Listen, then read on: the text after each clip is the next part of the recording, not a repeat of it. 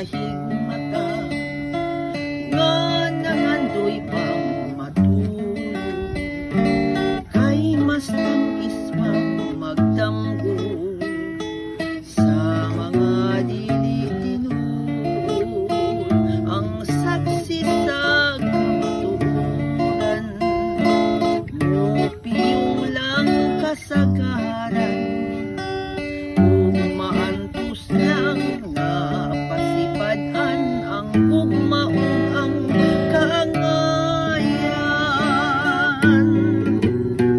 Buta